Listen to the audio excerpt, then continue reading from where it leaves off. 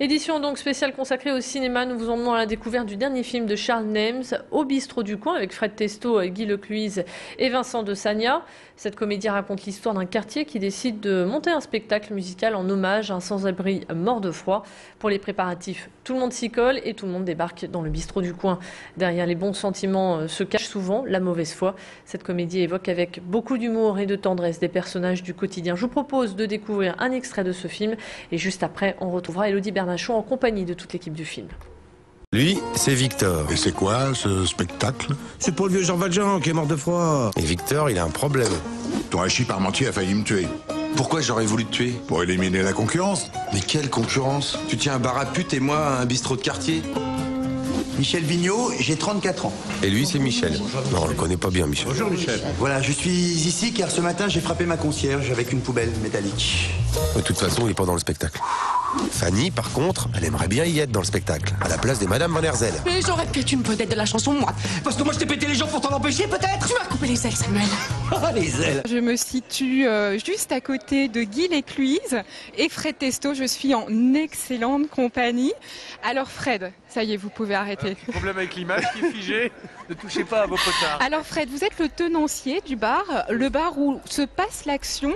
Vous êtes aussi un des scénaristes. Finalement, l'idée, elle vous est venue comment de réaliser et de faire ce film? Pas réaliser, de faire ce film, d'écrire. Eh bien, c'est venu à deux avec Brigitte Tanguy, puis ensuite avec Lionel Dutemple, qui est un ami auteur au Guignol. C'est venu dans un bar qu'on fréquentait à Paris, puis on s'est dit on aimerait écrire une histoire autour d'un bar. Et au début, comme je disais tout à l'heure à Guy, je lui ai un petit peu donné ce secret de fabrication, effectivement, oui, oui. Et nous avons écrit sur des sous-bocs. Eh oui. Et au bout de 6 sous-bocs, ça faisait une feuille, etc. Après, on s'est mis à écrire sur des feuilles au bout d'un mois quand même. Et voilà, et puis on a eu envie de raconter tous ces personnages que nous sommes aussi, puisque nous fréquentons les bars. Et puis est venu ce formidable comédie d'obédience humoristique, ce qui est assez rare. Souvent, les comédies ne sont pas drôles. Alors justement, vous fréquentez les bars. Comment ça? C'est quoi? C'est une ambiance que vous aimez? Moi, c'est une ambiance que j'aime, parce qu'il se passe plein de choses. Notamment, on rencontre des Guy Lecluise, par exemple. Et puis surtout, on partage plein de choses. On se sent un petit peu comme chez le psy, quoi.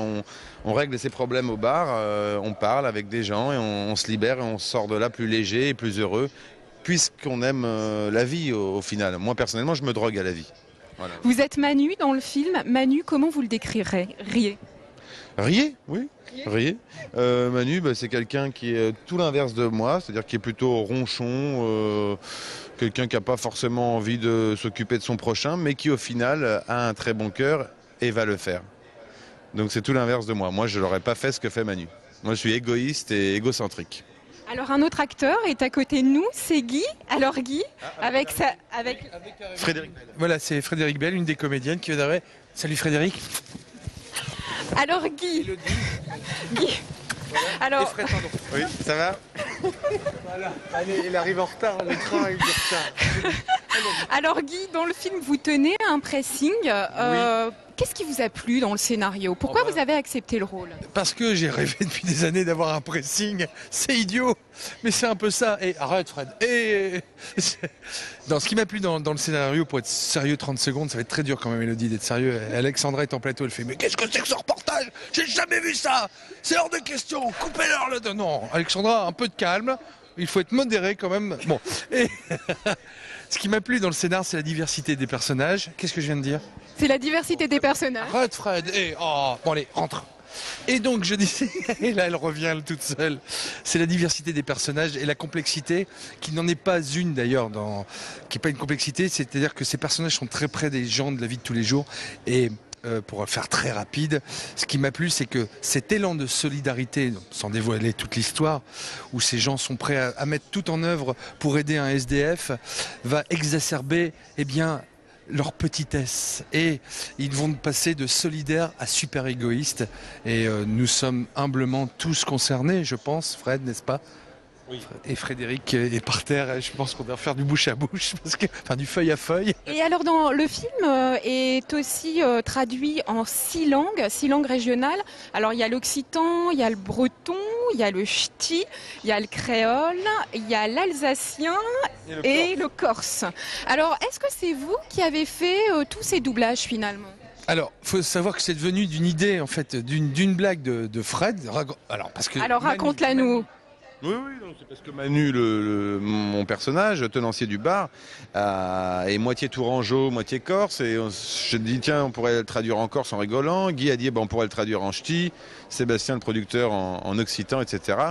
Et du coup, la blague est devenue réalité. Puis on a fait travailler plein de gens qui sont venus nous aider sur ce projet-là, et les régions aussi. Et du coup, voilà, c'est devenu une blague où on pourra voir le film majoritairement en français, mais il y aura toujours une salle dans ces régions-là qui sera réservée pour les gens qui veulent voir dans la langue régionale. Et on s'est dit, tiens, pourquoi pas, ça fait travailler des gens, je l'ai dit, et en même temps, ça amènera peut-être des gens qui ne seraient jamais déplacés. Pour voir ce film, et qui, d'un seul coup, parce que c'est dans la langue de la région, qui vont aller le voir. Et pour répondre à votre question, Elodie, et Alexandra aussi. Alexandra, qu'est-ce que je viens de dire? Qu'est-ce qu'elle fait? Elle est en train de manger sur le plateau, là. Oh, c'est incroyable. Elle ne sait pas qu'on la voit à travers le truc. Et alors justement... J'ai pas fini. Alors... J'ai pas fini. Guy, on va devoir se quitter, bien sûr. Elodie, ce n'est pas nous qui nous doublons en ch'ti ou en créole ou ces choses-là. On n'aurait pas pu le faire parce que c'est trop pointu. Alors, quittons-nous. Et alors justement, on va devoir se quitter. Alors, au revoir en breton, ça se dit kenavo. En créole, ça se dit aplita. Bien, en corse, ça se dit comment? Ça se dit à plus tard. Non, ça se dit adobe. Adobe. C'est vrai? Ado. Et alors, et en ch'ti? En ch'ti, c'est un mot qui n'existe pas. On dit jamais au revoir en ch'ti. On se quitte jamais. C'est pas beau, ça? Ça sera le mot de la fin. Alors, un long métrage à voir dans les salles obscures le 16 mars.